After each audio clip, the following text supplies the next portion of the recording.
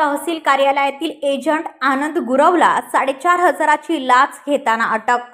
पनवेल तहसील कार्यालयात दलालगिरी करणारा आणि स्वतःला लोकप्रतिनिधींच्या मर्जीतला भासवणाऱ्या एजंट आनंद गुरवला 4,500 रुपयांची लाच घेताना लाचलुचपत प्रतिबंधक विभागाने ताब्यात घेतले।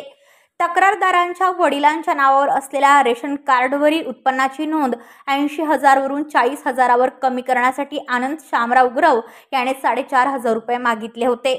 वरिष्ठ अधिकाऱ्यांना आम्हाला पैसे द्यावे लागतील तरच अशी कामे होतात, अन्यथा फाईल पुढे सरकत नाही असे आनंदने सांगितले। त्यानंतर लाचलुचपत प्रतिबंधक विभाग नवी मुंबईकडे त्याची तक्रार दाखल करण्यात आली होती।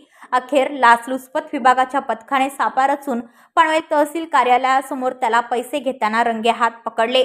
तहसील कार्यालयाला भ्रष्टाचाराने पोखरलेले आहे।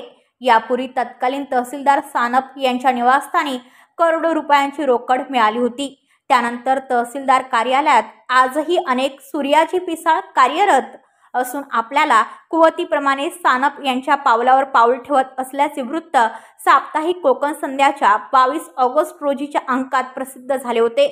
लाचखोर अधिकाऱ्यांना घरी बसवले खरे, पण त्यांची पिलावळे तहसील कार्यालयात आहेत असा अंदाज वर्तवला होता।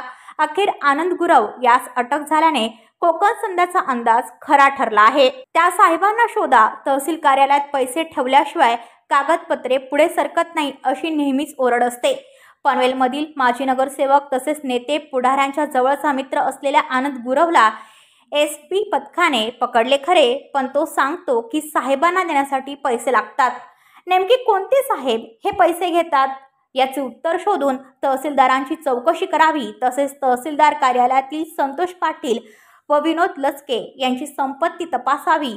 प्रदीप कांबळे नामक व्यक्तीने रेशन दुकानदार, गॅस व्यावसायिक त्यांच्याकडून हप्ते बांधल्याचे बोलले जाते। या सर्वांची निपक्षपातीपणे चौकशी करावी आणि जबाबदार अधिकाऱ्यांना त्यांच्या पिलावळांसह घरी बसवावे अशी मागणी पत्रकार मित्र असोसिएशनने केली आहे।